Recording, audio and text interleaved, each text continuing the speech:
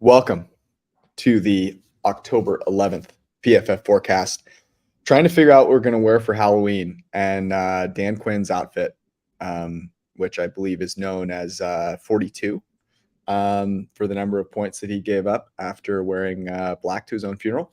High on the list, very, very high on the list. This is the pre-week 6 PFF forecast. We're going to go over some of the key injuries. We're going to talk SGP strategy as usual with Judah. Hopefully he can deliver something close to as good as that Justin Fields SGP from last week, which was a delight. And then, of course, the locks of the week. It's going to be a great podcast. Let's rock.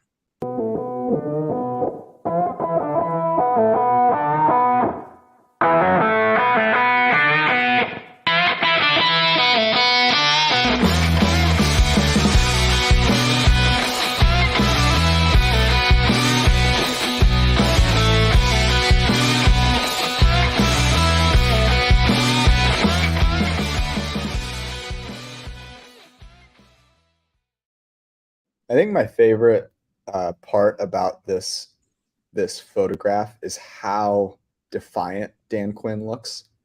Just this level of confidence that he's got, which really sets it off. I'm curious, have you guys ever dressed for something expecting one thing and then just gotten the exact opposite?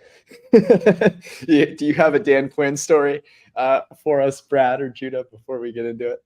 It's like if John Wick, the way the movie went, is like he got his ass kicked and the movie ended. Like that's basically what this is. So no, I personally do not have a story, thankfully, but I've also never worn a blacked out suit, on the way to my own funeral. So I once was at some holiday party, which I got information was going to be casual, and I was wearing a polo shirt, and it turns out everyone else is wearing suits. And someone came up to me and asked, and actually didn't ask. They recommended that I go home and change. That crisis averted, but that would have been a disaster. Yeah, I was gonna say, like, if you show up to a party and someone tells you it's a costume party, and you wear a costume and no one else is wearing costumes, that could do it as well. RIP to the Dallas defense, the formerly number one Dallas defense. What will the 49ers do to the Cleveland Browns, current number one defense? I think is going to be interesting. What also is interesting is who's going to be playing quarterback for the Browns. So, Brad, why don't we get into the injury roundup for this week? It seems, let's maybe start with Deshaun Watson, because I think he's probably the quarterback in question, the only quarterback in question. Yeah, well, besides obviously Anthony Richardson going on IR, so we're getting an extended run of Mr. Minshew, friend of the pod. But yeah, it's a rotator cuff in his throwing shoulder for Deshaun Watson. He was medically cleared to play even last week. I'm sure he'd love if that didn't get out, but obviously chose to not play. And it really sounds like he's probably not going to play this week either. I mean, they're already talking about how PJ Walker would be the hypothetical starter, instead of Dorian Thompson-Robinson. I don't think you're having all those conversations and already thinking of contingency plans and number 3 quarterbacks if you don't expect that to be the case. So I kind of don't think Deshaun Watson plays in this football game. Other big ones, Justin Jefferson, obviously not going to play. Treylon Burks still probably not going to play. Again, I keep saying that every week, hoping it matters because I'm my dynasty team, but it probably doesn't actually matter. Let's see. It's not a huge week across the NFL. I usually try to highlight, fantasy football type players, stuff like that. I think it's been a largely good week for those type of guys. Amon-Ra St. Brown is going to be the one to monitor. Did not practice today. Going into Tampa Bay as a field goal favorite. Can he make his way back into the lineup? I think he will. I think he kind of skipped Carolina because they knew it was going to be a bloodbath regardless. And then the last one, probably the biggest one, is the New York Giants. Got Daniel Jones with the neck. The whole offensive line is still injured. Wan'Dale Robinson didn't practice today with the knee. Darren Waller didn't practice today with a groin. Like, the whole team did not practice today or was limited. Saquon was limited, maybe finds his way back into the lineup. But when you're 2 touchdown dogs and missing everybody else, maybe you don't play Saquon Barkley in this game. God, that could be such a bloodbath. And spreads at 14. I mean, with what you just said, I'm surprised that it's not 14.5 at this point. Yeah. Maybe the weather coming into play. So there was some weather talk. On Sunday, if you listen to the pod on Sunday night, which we do live after Sunday Night Football, or in the case of the curb stomping that was this past Sunday night during Sunday Night Football, we talked about the team total for the Bills, which we really liked. And it looks like there's going to be some inclement weather. Now, I bring this up because Judah is on my side of liking to fade the weather forecasters as much as possible. But it does seem like there is a chance of both wind and rain, and wind is the thing that seems to actually matter. Is that still persisting? Is that what the forecasters are saying right now?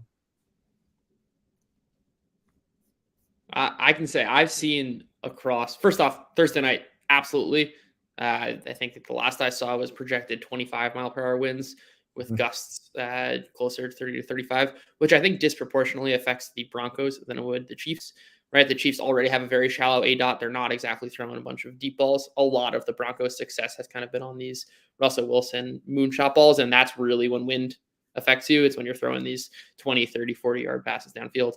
And I think for the Sunday games also across the kind of East Coast and Midwest, there is still maybe a little bit of rain and winds in the 15-mile-per-hour range, but these things vary, and I wouldn't be shocked if it changes from now until Sunday.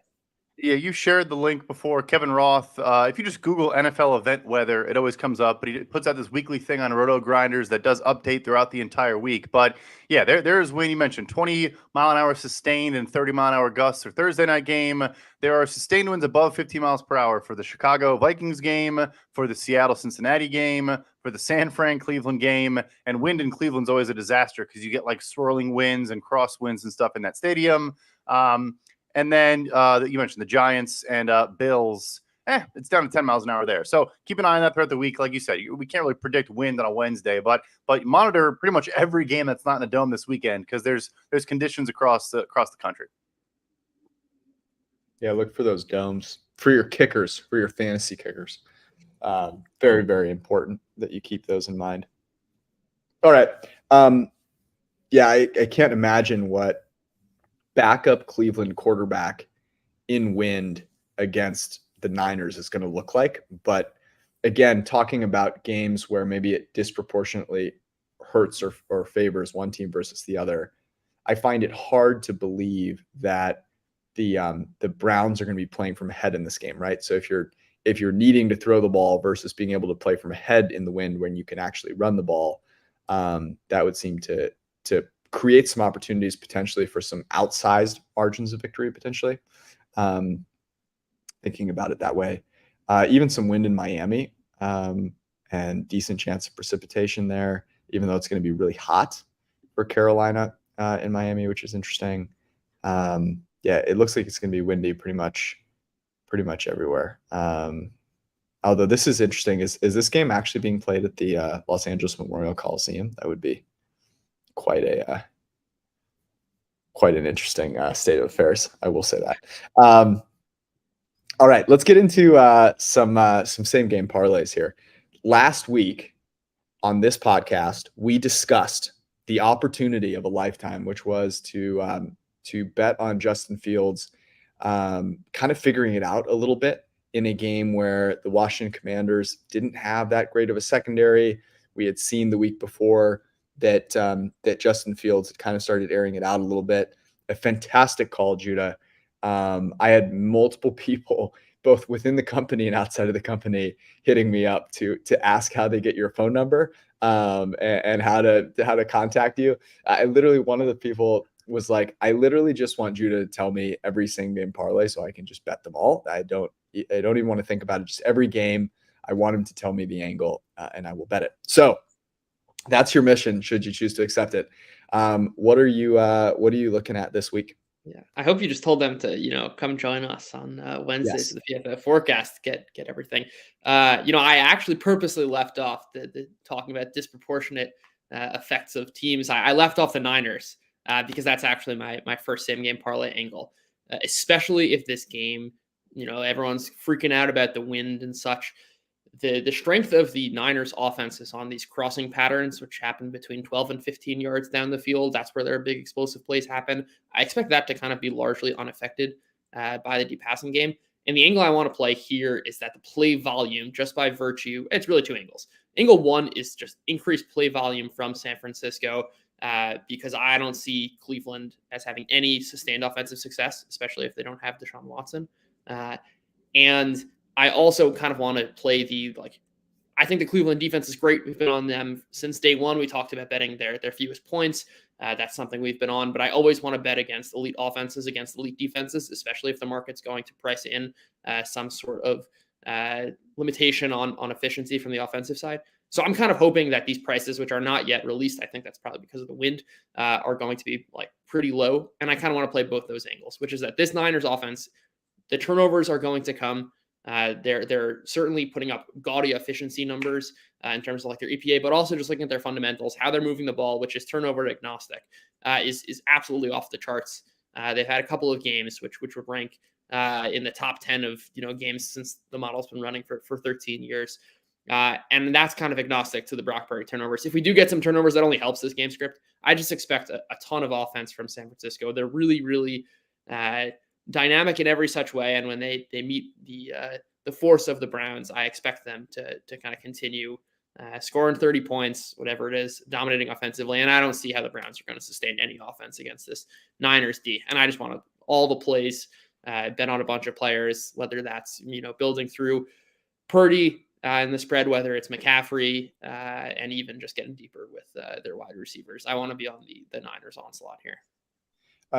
So I had a question about this game because, I think I actually put the spread at 7. Now I thought there was a chance that Watson maybe doesn't play. It looks like that's where the spread is, at least right now. And I could see it getting past that.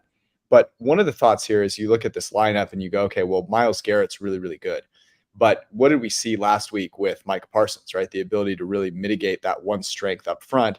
Myles Garrett also lines up on the offense's left a lot. You can see there that that's where Trent Williams roams. So you also are in a situation where I do think this is a really poor matchup for the Browns on both sides of the ball, actually very much like it was for the Cowboys. I'm curious, do you think that the pricing, because of the weather, is going to really skew towards the run? And is there actually a chance here to bet through Purdy? Like, it sounds like that's where you're leaning, not necessarily like the run game for San Francisco. Yeah, that is where I'm leaning. But I have to kind of hedge without actually knowing the prices. It's hard to say, but I will say there's also a chance that the run prices, especially if we can get both backs, even if we get like Jordan Mason playing this game script where the Niners are dominating, or if Elijah Mitchell's back, Elijah Mitchell, whomever that might be.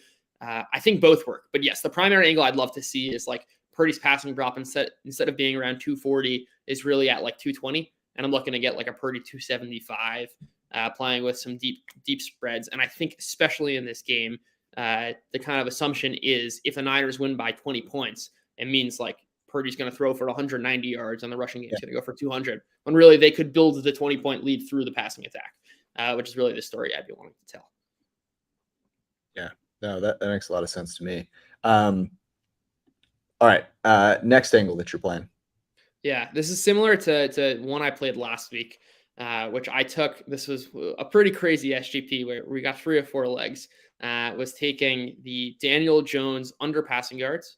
I took Tavon. I can't. It's not Achan. Achan. Achan. Tavon Achan. 100 yards. Tyreek Hill 100 yards. Yeah, it's tough for the rookie of the year tickets. Too soon, man. We had Achan, Hill, and Waddle all at 100 yards. I got it 7, and the Daniel Jones under. I got that at 750 to 1. And the play there was essentially the Dolphins are an explosive offense, and kind of similar to what we just said about the Niners and Browns. If the Giants are going 3 and out, the Dolphins have enough play volume and enough explosiveness to kind of carry a bunch of guys well over their props. And we got a couple of those, obviously did not hit. I'm going to try and run that back with the Bills this week. I mean, the Giants offensive line, if we go to the PFF page here, I think their best rated player is their tackles 57th in PFF grade. They're one of their guards is 57th in PFF grade, and the rest are just dead last. The offense is an atrocity. They have everyone's hurt. They're full of weak links. They just can't get anything going on offense. I don't see how that's going to change. Yeah, sure, there's some injuries on the Bills side of things, but I still see this as a huge mismatch. And the Bills are explosive enough and concentrated enough, right? We know the targets are going to go to Diggs and Gabe Davis. We know they're going to take their deep shots, even in a game in which they are leading. The James Cook is going to get the lion's share of the work. I want to kind of play that exact same angle, maybe not as bullish of going to 100 yards each, but basically saying there's going to be the books are going to say there's not going to be a high correlation between running backs exceeding and a couple of receivers exceeding, right? That just doesn't happen. But if we say, okay, the Bills are actually going to run a ton of plays and they're explosive enough against a bad Giants defense, this is exactly the type of spot where all three of those can hit. Dude, it is just hard to look at this offense here. Like, this is, by the way, get the PFF Plus subscription so you can marvel at this work of art yourself. Highly recommend it. But, the simple fact that there's really only one, like, am I right here? I guess Barkley. But there's really, there are two starters that are not playing. The rest of these players are like expected to be NFL starters. And I mean, this is a catastrophe for the New York Giants. I said this week 2, that the Giants are going to regret the comeback against Arizona. If the Giants and the Cardinals played on a neutral field right now, what's the spread? I go Cardinals -1. Yeah. Yeah. They're going to regret that comeback because they are the worst team in the NFL right now. I mean, it is a battle between them and Carolina. At least Carolina's paying a rookie quarterback. My God in heaven, this is really tough. Really, really tough to look at. Okay, we like that. Anything else, Judah, that you were thinking about or cooking up? Yeah, I got one more. And I have to say, last week, I loved a bunch of these plays. This week is a little tighter. Yeah. I'm going to ride back with Justin Fields here. His prop right now is sitting at 184. Sure, there's a little bit of weather concern, but I really want to just play this angle that the Bears have philosophically changed their offense from a 5 dot to a 10 dot. The Vikings are going to blitz a ton. I think in this scenario, Fields is exactly the type of person who has traditionally struggled against the blitz, as he struggled against every single thing that a defense would throw at him because he was really, really terrible. But he is his traits. If you look at his traits, he's exactly the type of quarterback who can extend the play. And even when there is a blitz coming, he can utilize his legs, buy an extra second or two, find the guy downfield. The Vikings do not have the defense to stay with DJ Moore. They are, I think, entirely scheme dependent and haven't been particularly good. And the props right now are just pricing in kind of the sample size of the last couple of years. And I don't think that's really the relevant one if Justin Fields is going to be throwing, with a 10.2 ADOT against a bad defense and decent receivers. And he's also throwing a pretty good deep ball. If they're going to price in 185, I'm going to continue to take the alt overs.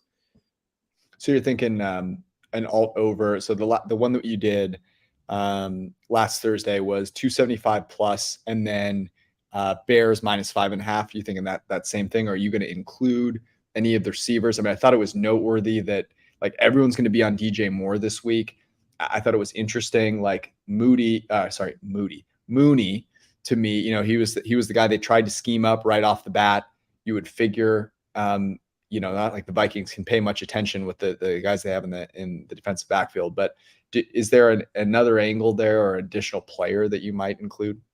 Yeah. I mean, I think I'll start with kind of that Fields and spread type of thing. And I honestly wouldn't even be afraid to go further than 5.5. It all depends on the pricing. I think if this is really an explosive offense, they're an explosive offense, they'll be able to put up points. But yes, I think I had plenty of builds with Mooney. I had plenty of builds with Moore too, and the two of them as well. I think like it almost seemed watching the game like all of Justin Fields' missed throws were to Mooney, and he was open plenty. I mean, Mooney probably should have caught that first ball you were alluding to with the scheme targets. But yeah, I'll be running back to the well with Mooney. I think the DJ Moore prices will somewhat keep up. But again, if the passing prop is 185, Moore's receiving total can't be that high, right? They're not going to project him as getting 45% of the receiving share. I think that's kind of unrealistic. But I will be playing Mooney. I will be playing Moore. That's who he wants to throw to. Those are the deep guys. That's exactly the angle which you want to be hitting. DJ Moore is not going to have whatever it was, 80% of the receiving yards every game. And I think the sticky part is the Fields passing yards. Will books let you include? I know there's some markets that you can't include in SGPs. Can you do like longest reception? It depends on the book. Because I think a Mooney longest reception would be interesting. Maybe they don't price in the fact that he had a couple of deep shots that like just barely missed. And you can get some value there. But I don't know. I do the amount of attention that DJ Moore got last night. By the way, you should know this, Brad. What is DJ Moore's first name?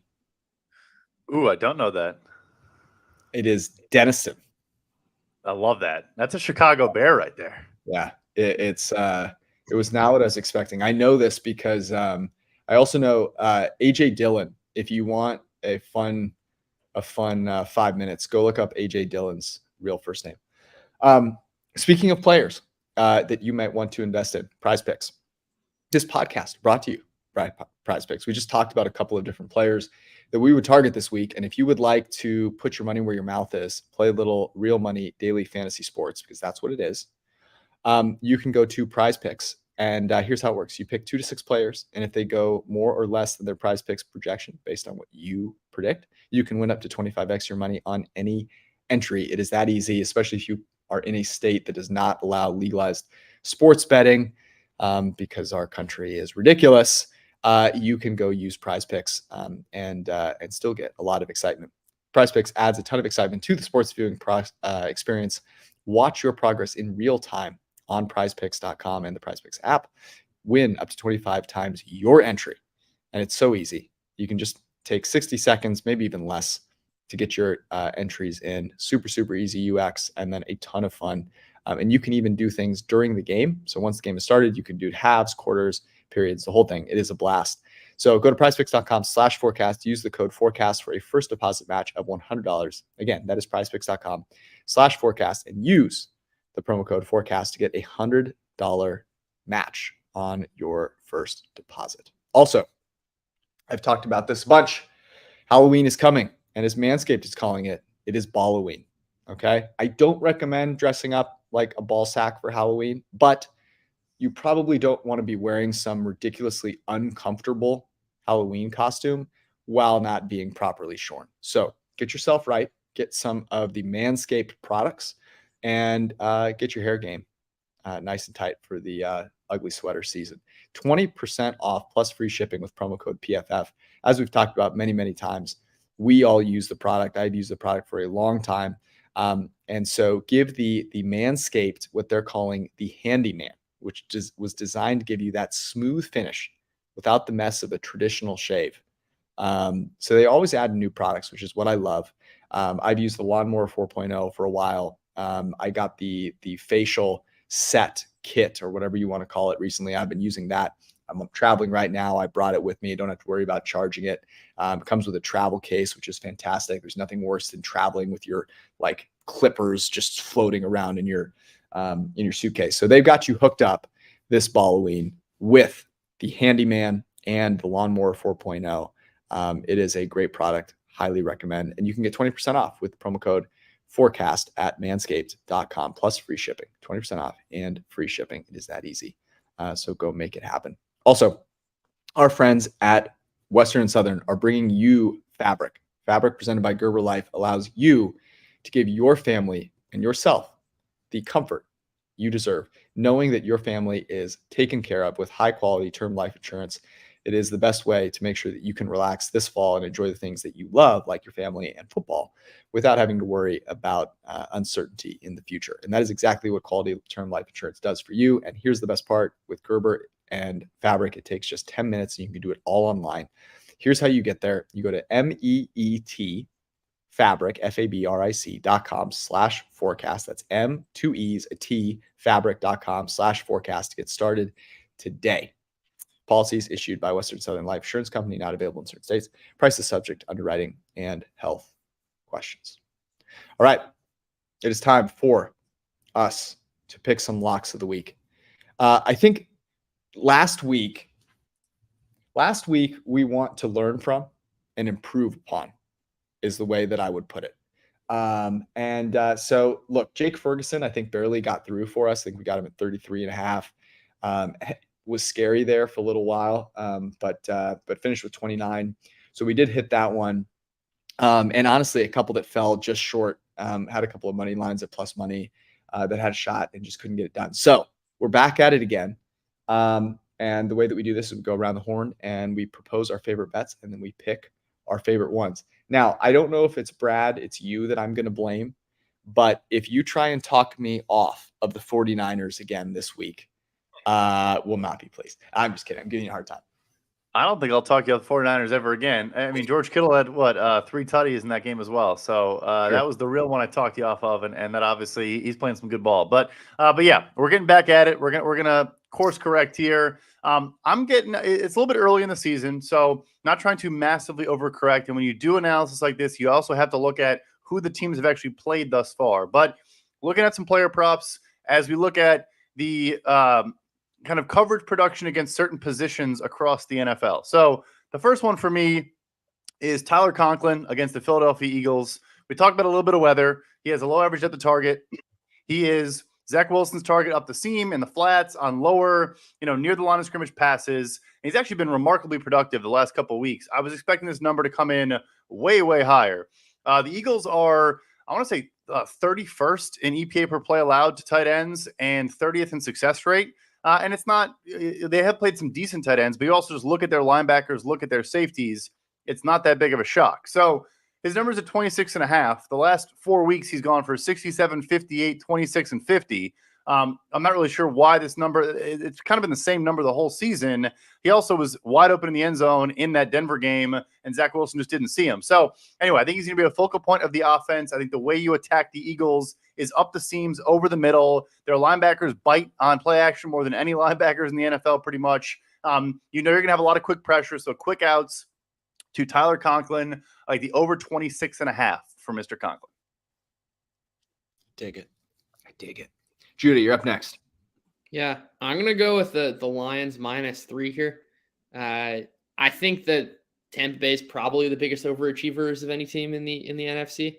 And what's particularly striking about that is, yes, they're 3-1.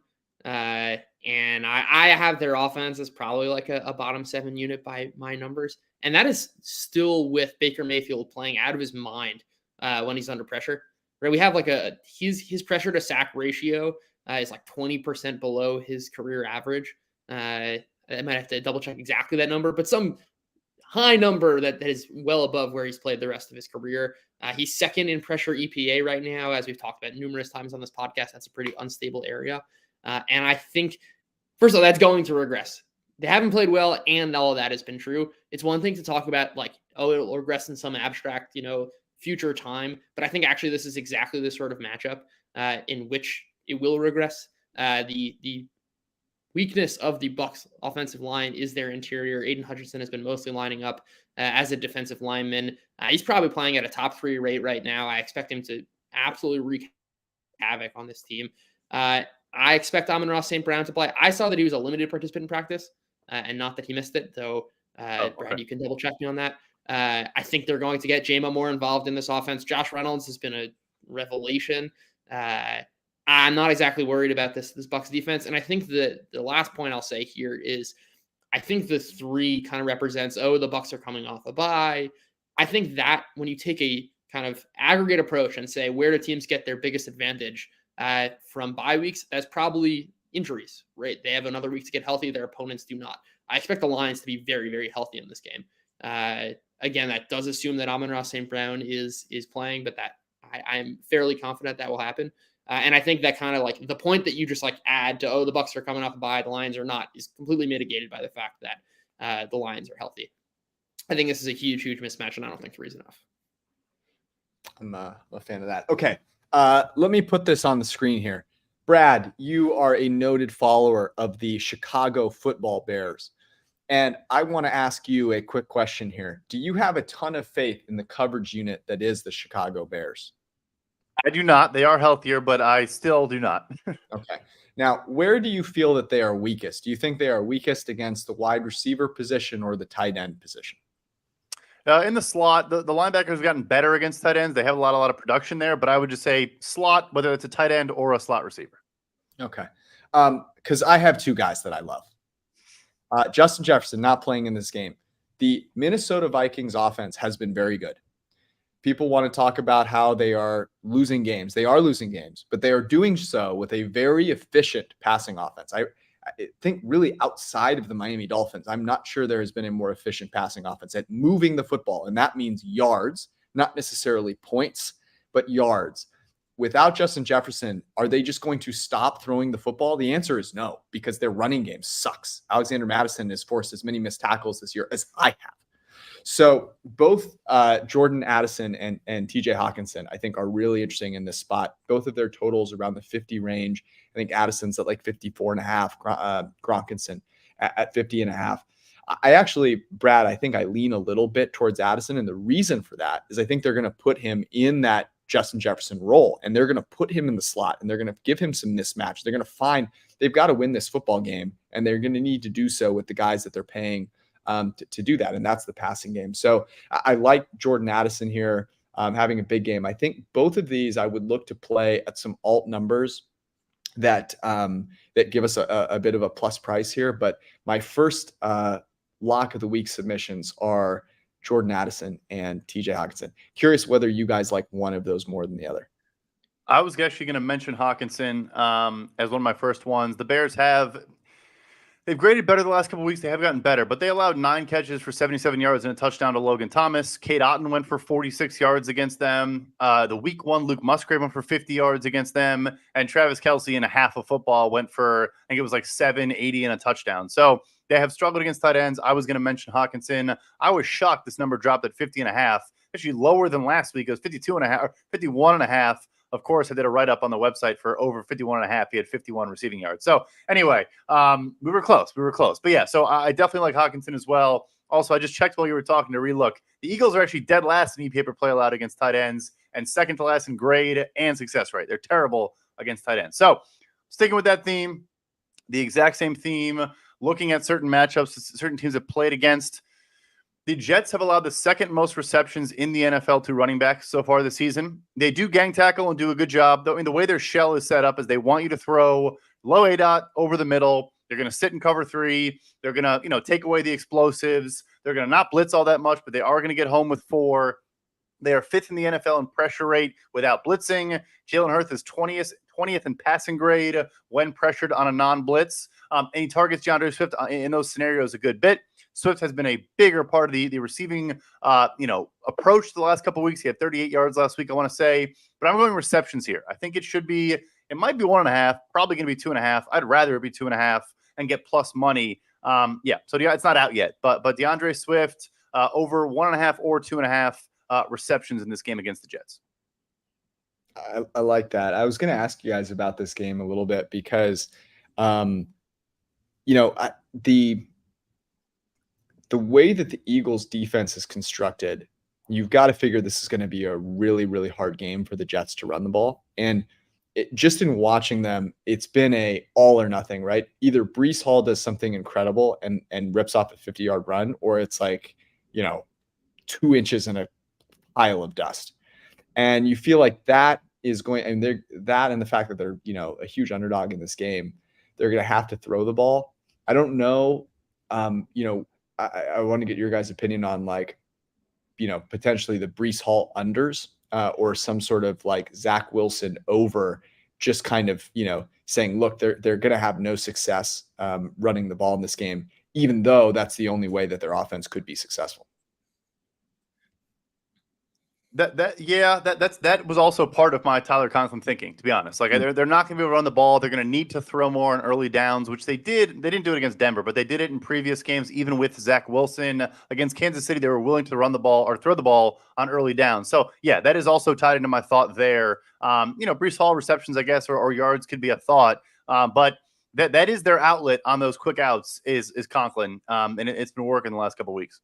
Yeah. The only thing I'll add there is I'd be more interested in rushing attempts because I think the Jets would have to abandon. I'd be worried with his props right now, 52.5, which is pretty low.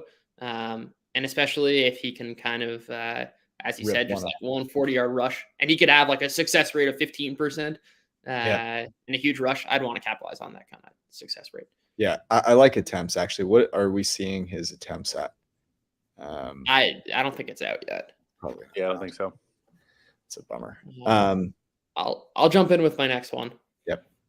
Brad, you're talking about teams that are dreadful against tight ends. The Denver Broncos are right up on that list. of teams that cannot defend the tight ends, and we saw Tyler Conklin fly way above his prop last week. Travis Kelce's prop right now is sitting at 67.5. This is the rare instance where I do think wind will affect a team. I do not expect the Chiefs to have a particularly deep attack, but I expect them to be going to Travis Kelce for 7, 8, 9 yards. We haven't seen kind of that ceiling game, but everything remains the same fundamentally. He is the number one receiver by every stretch of the imagination. He's still grading out really well from a separation perspective. This is exactly how you target the Broncos defense.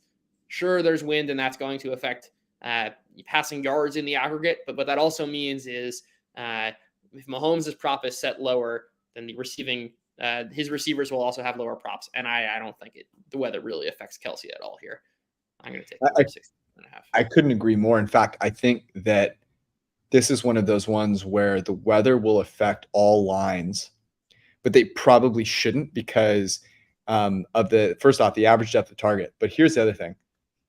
The Kansas City Chiefs receivers have been a drop show.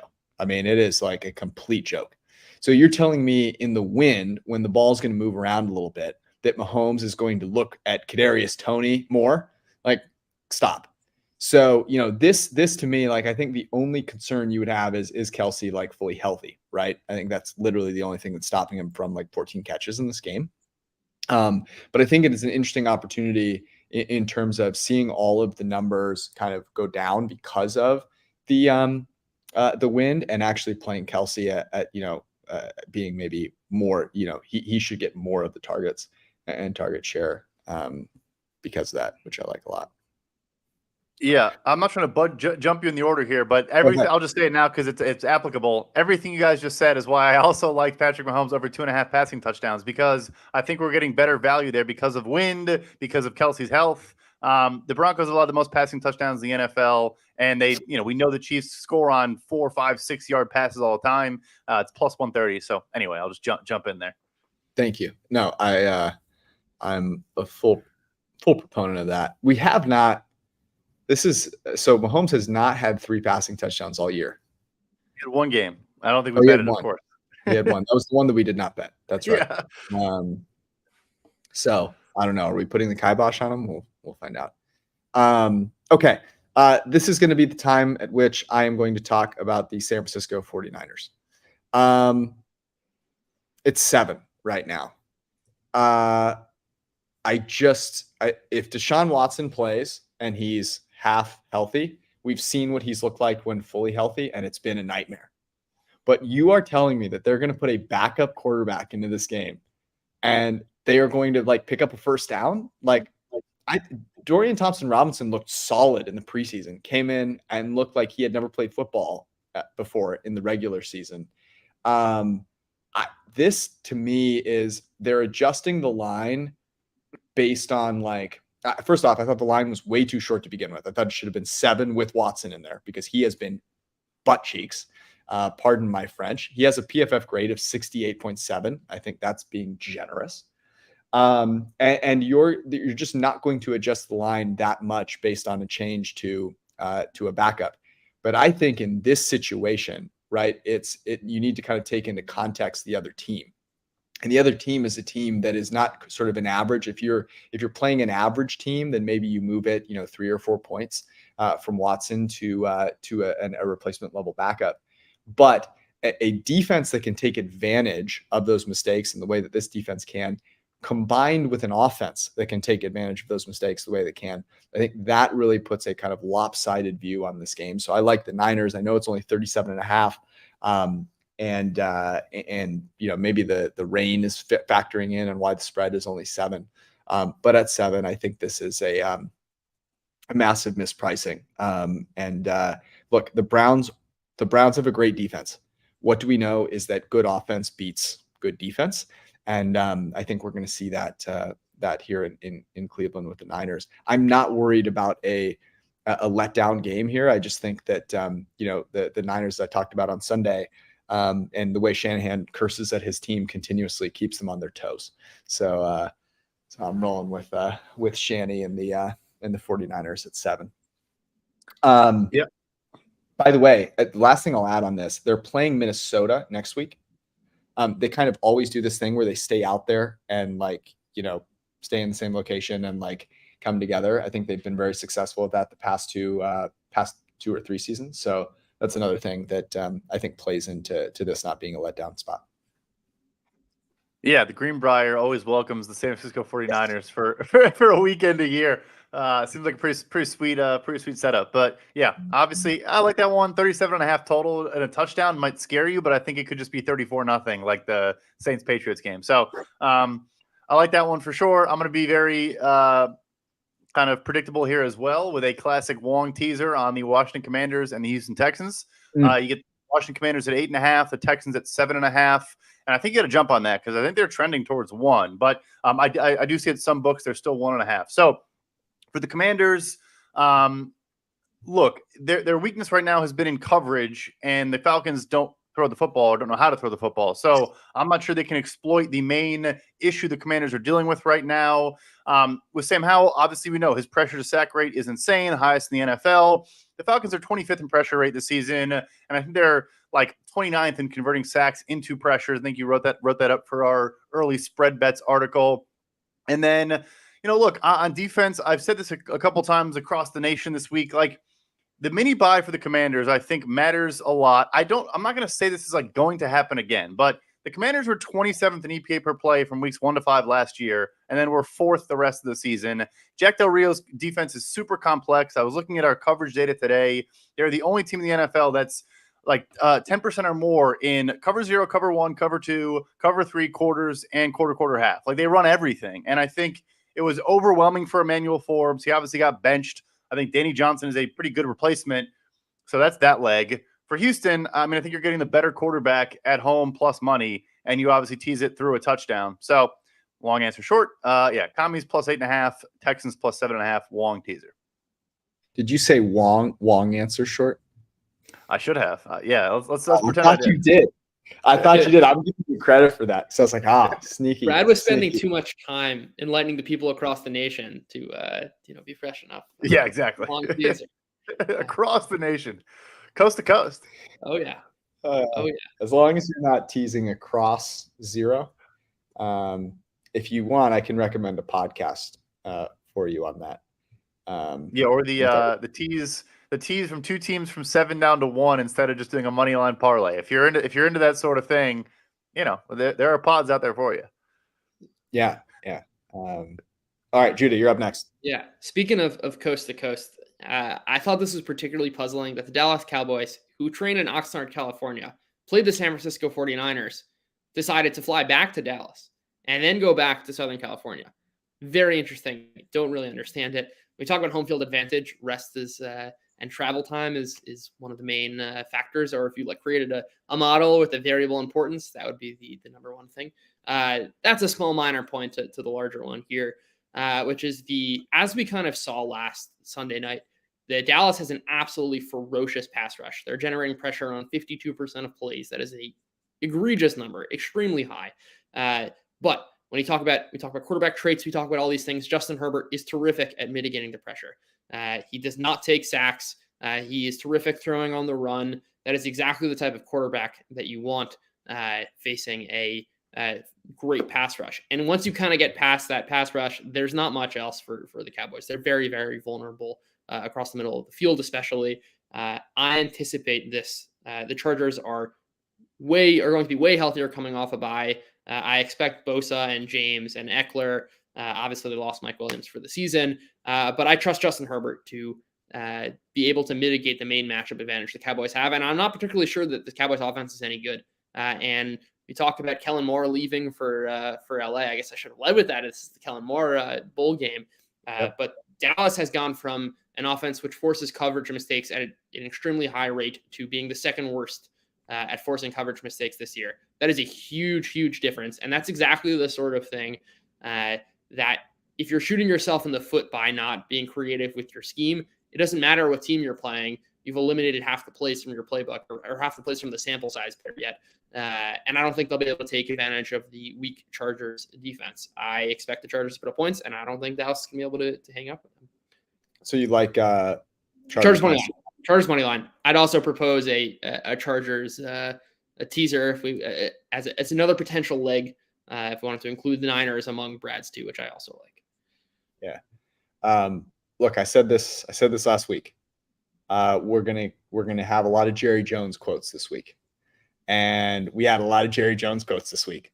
But one that I found interesting was I'm not really sure we want to throw the ball to CeeDee Lamb more. I think Richard Sherman called him a number 2 receiver or not a number 1 or something like that. Like Dan Orlovsky said they're using him like a number 3 receiver. I love this. I think they're just going to have to force feed CeeDee Lamb the ball. And against a team that cannot cover, like I am long-term with you, Judah. I am fading this offense. I think it is bad. I think McCarthy is uncreative. I think Dak is pretty mid. It's not going to be good. In this particular game, I think a CeeDee Lamb over is of great interest to me. Just looking at the interior of this coverage unit, the Chargers, I think, are just such a nightmare defensively and especially in coverage. And I mean, Brandon Cooks has been terrible. You can see his grade here on the screen. He's just 85th. It's not like Lamb has been lighting the world on fire, but 72 PFF grade. He hasn't been completely dormant.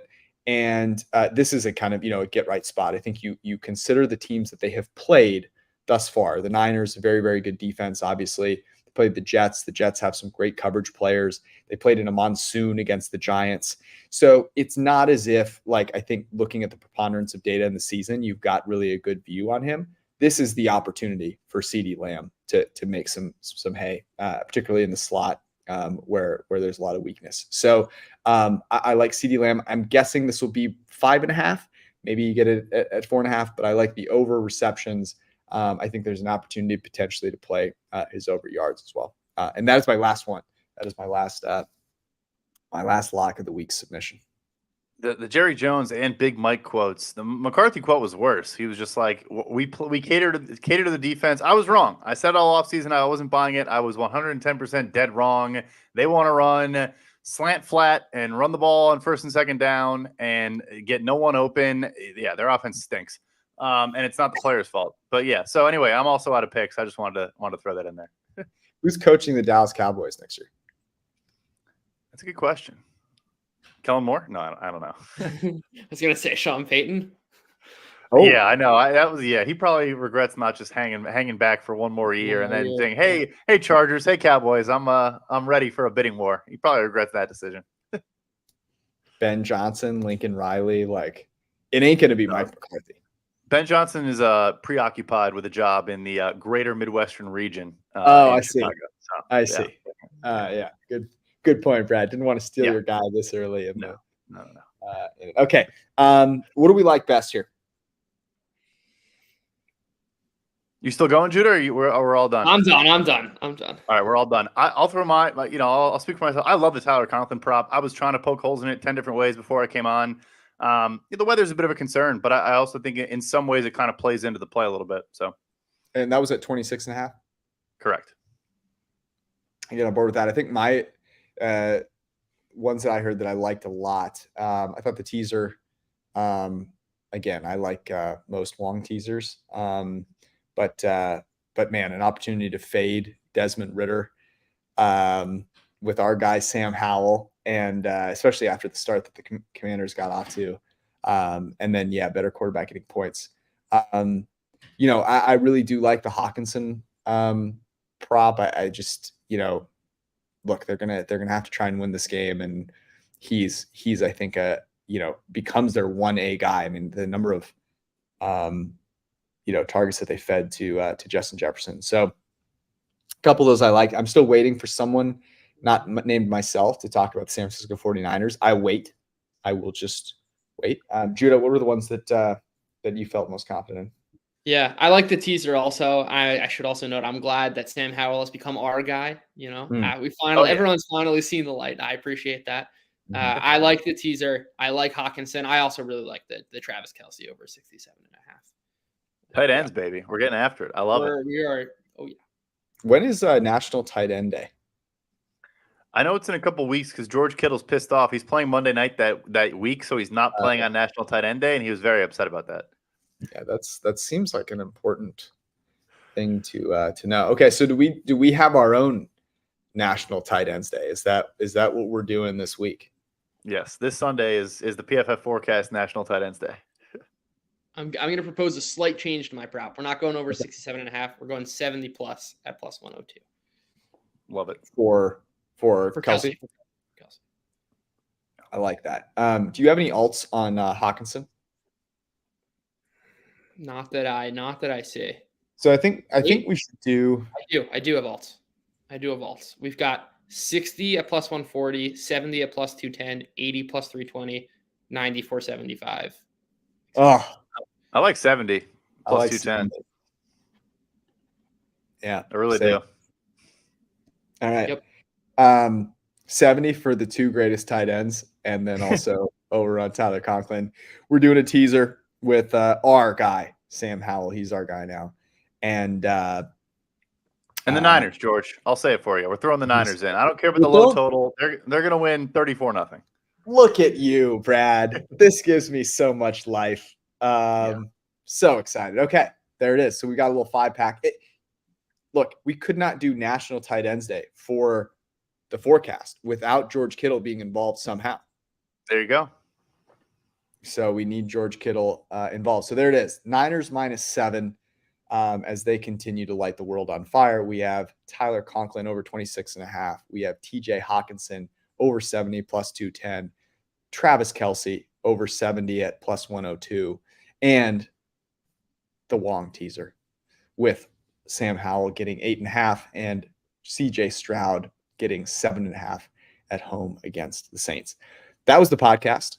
We did it in under an hour, which is what we're trying to do nowadays. We'll be back on Sunday evening after. Actually, I'm going to go ahead and say it right now. The over-under on time at which we start the podcast this Sunday night is mid-second quarter. Okay, I mean, we should just start it after the afternoon games, if we're being honest. Sorry, Chris. Enjoy your Sunday night. They're going to be wondering why the rating is so low, and it's going to be because the PFF forecast started early. Yeah. Oh my God. Yeah. They do the lineups. Game over. See you guys. Chris, what do you think about next week? I don't know who they have next week, but they're going to be praying it's someone decent. Man, when does flex scheduling start? Not I soon. think week 6, right? Is that wrong? I think next week. Or 7, I mean, yeah. You get Dolphins, Eagles. Oh, there you go. Okay, there we go. It should be fun. Thank God. If only Devin Achane was playing. Oh, Devon Achane, our guy. Not out for the year, it sounds like, which is great news. But yeah, do we know what the injury was? It's a knee injury. I don't know if they said exactly what it is, but that's why it kind of sounded like this could be season ending. But I don't think it is. Okay. I think they would have announced it by now, right? If it was like a torn ACL, or something of that severity. That's probably a bad sprain or something. Yeah. Absolutely brutal. Hopefully, okay. So here it is. We're now the Roshan Johnson. Amen, brother. If he gets off concussion protocol, he's going for $120 against the Vikings. Fact. I have deployed my Devon Achane resources into Roshan Johnson. This is the only thing I can say my fantasy team. All right, that's not why people turn into the podcast. Thank you so much. We love you all for joining us. Make sure you join the Discord as well. Links are in our bios, so you can get all of the insight that comes after this podcast with the additional locks. And, of course, all of Arjun's great insight as well. We will see you guys early next Sunday. Love y'all. Peace.